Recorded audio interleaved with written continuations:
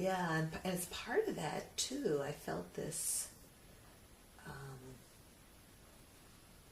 cracking of the shell around my heart too happened somewhere along in that process. And of course, there's been, as everyone has, a whole history of things. But it felt like on some level a refusal to connect was just fell away. Wow. So That's amazing. And you've done so much in terms of pelvic heart stuff, that's wonderful.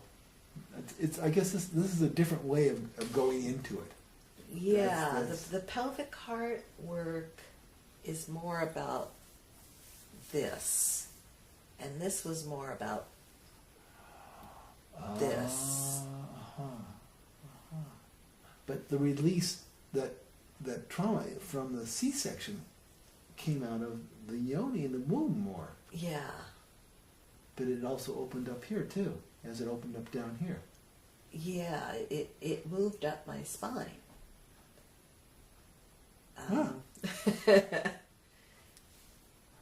That's yeah. Yeah. And I think I don't think it really, I felt like right when you started,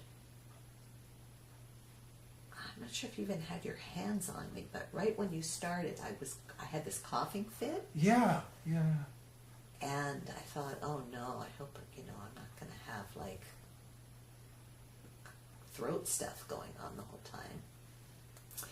And, because it would be distracting and I'd just be there coughing.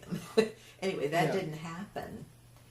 And I could really feel as my yoni was opening up that I was feeling it in my throat, and you had been working with my shoulders, and I was doing stuff with my hands, and I felt it in my upper body, but in terms of the crisscrossing, it really just went as far as my heart. It didn't go further. I think it, probably could have, but it didn't.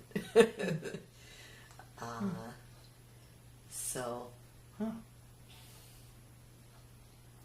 but it was a really beautiful feeling of like, I kind of remember that.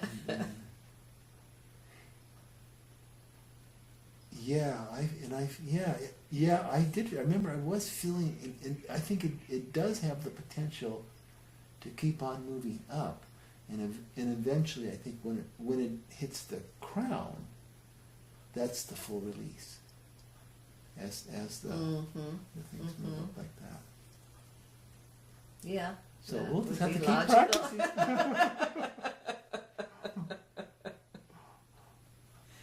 Okay. Yeah. I think that's the ultimate flowering of this practice is having that opening in the crown.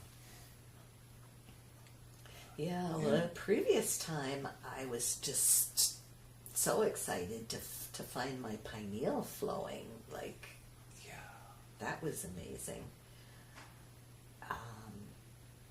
But I don't remember this feeling of crisscrossing. Somehow I just arrived there. So it's a mystery. It's kind of unpredictable. Yeah.